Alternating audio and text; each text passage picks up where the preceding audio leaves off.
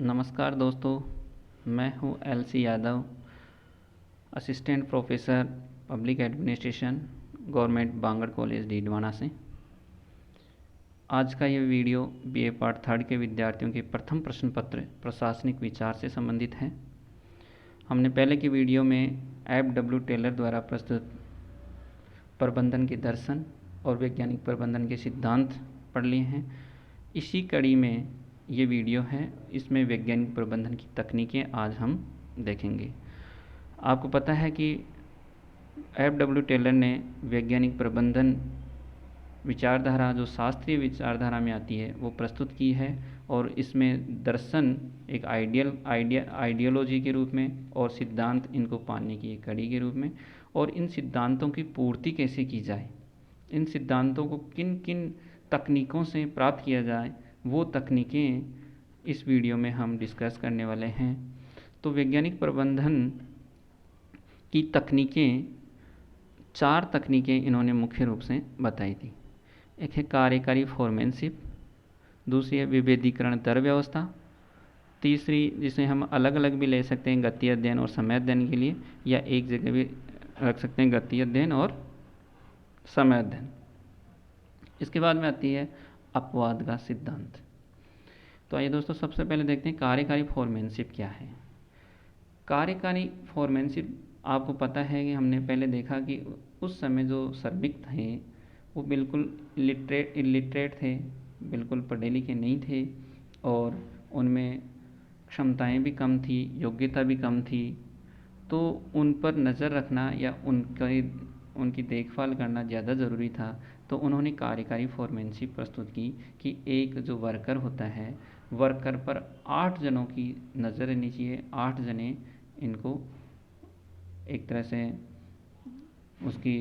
उसका ध्यान रखा जाना चाहिए।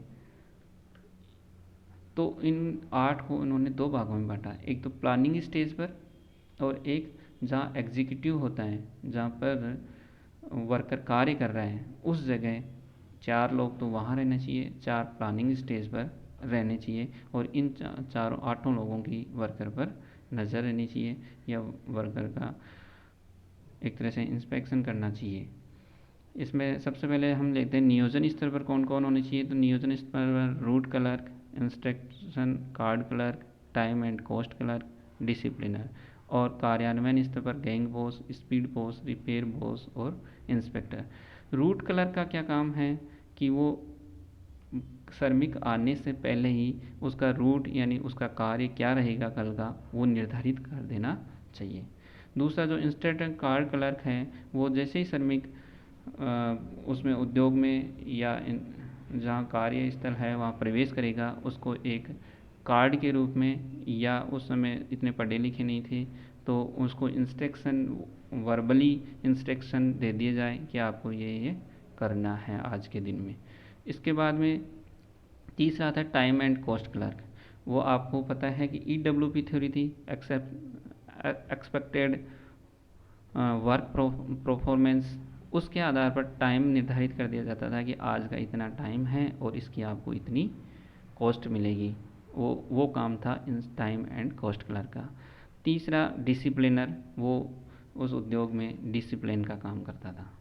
इसके बाद में कार्यान्वयन, जैसे ही अंदर प्रवेश करता था वर्कर, उसके बाद में वहाँ पर उसको 4 व्यक्ति, एक होता था गैंग बॉस जो उस दल का नायक होता था एक तरह से, और वो उनको वहाँ पर नज़र रखता था, और नज़र रख के अगर कोई सही काम नहीं कर रहा था तो उसकी रिपोर्ट प्रबंधन या प्रबंधक को देता था। उसके बाद में दूसरा स्पीड बॉस कि EWP के अनुसार काम कर रहा है या नहीं कर रहा है, इसका वो ध्यान रखता था। अगर काम नहीं कर रहा है तो उसको उसका वेतन काट लिया जाता था। अगर काम जो टाइम एंड कॉस्ट क्लर्क के द्वारा दिया गया है, अगर उससे ज़्यादा कर रहे हैं तो उसको बोनस प्रस्तुत करने के लिए वो सिफारिश करता था।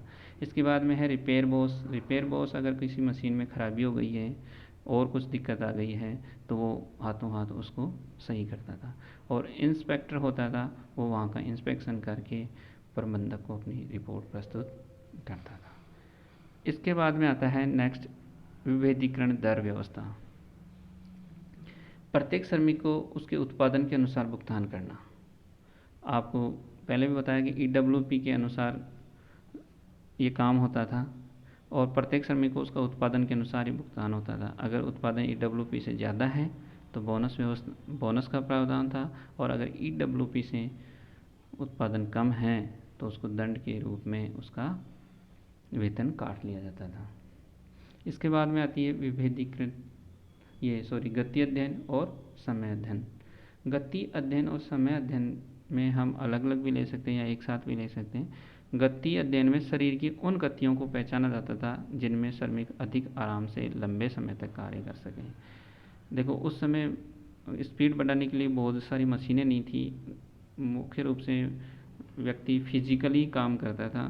तो कई जगह जैसे कमर से झुककर काम करना होता था, तो ऐसे कमर से झुककर काम अगर श्रमिक ज़्यादा देर नहीं कर पाते थे तो वहाँ पर ऐसी चीज़ों को विकसित किया जाता था कि उसको आरामदायक स्थिति रहे और शरीर की ऐसी गतियाँ विकसित करें जहाँ से उसको कम से कम जोर आए और कम से कम थकान हो।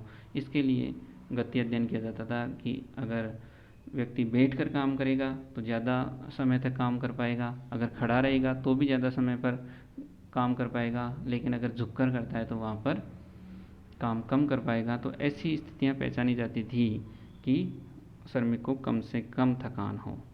इसके बाद में समय अध्ययन किया जाता था और कार्य के अनावश्यक भागों को इसमें हटाया जाता था। जो कार्य अति आवश्यक नहीं है, जिन कार्यों को करना ज़रूरी नहीं है, उन कार्यों को हटाने के लिए समय अध्ययन किया जाता था। इसके बाद में आता है अपवाद का सिद्धांत। अपवाद का सिद्धांत वो है कि श्रमिक अपना काम कर रहा है तो प्रबंधक को कभी भी उसको डिस्टर्ब नहीं करना चाहिए। वो अपने स्तर से काम, क्योंकि उसका गहरा निरीक्षण करेंगे तो श्रमिक होपलेस हो जाएगा और उसके काम प्रभावित होगा, काम सही ढंग से नहीं कर पाएगा। तो श्रमिक को कभी भी प्रबंधक को बार बार डिस्टर्ब नहीं करना चाहिए। हाँ, अपवाद की स्थिति में अगर श्रमिक को परेशानी है या प्रबंधक 2-4 दिन से नज़र रख रहा है और उसको लग रहा है कि श्रमिक एक पर्टिकुलर श्रमिक ढंग से काम नहीं कर रहा है, तो उसको हस्तक्षेप करना चाहिए। और तो इसके कहते हैं अपवाद का सिद्धांत, क्योंकि अपवाद स्वरूप ही श्रमिक को डिस्टर्ब किया जाना चाहिए। और संगठन की पूर्व में ही या जो उद्योग जहाँ पर कार्य किया जा रहा है उसके पूर्व में एक योजना निर्धारित कर दी जानी चाहिए और उस योजना के अनुसार कार्य चलता रहना चाहिए। अगर उस योजना के अनुसार कोई कार्य नहीं हो रहा है और उससे भिन्न कोई कार्य हो रहा है तो उसको एक नोट शीट पर अभिलेखित कर दिया जाना चाहिए, ताकि उस पर जो हायर मैनेजर हैं वो उस पर गौर कर सकें और उसमें एक नीतिगत सुधार लाया जा सके। इसलिए ऐसी स्थिति में, अपवाद की स्थिति में ही उस घटना का अभिलेख किया जाना चाहिए, ताकि उसको एक हायर अथॉरिटी के द्वारा समय पर देखा जा सके। तो ये थे दोस्तों 4 वैज्ञानिक तकनीकी जो वैज्ञानिक प्रबंधन में क्रांति लाने में, या हम कहें द्वितीय औद्योगिक क्रांति लाने में सहायक सिद्ध हुए। तो अब नोट करते हैं आज के महत्वपूर्ण प्रश्न।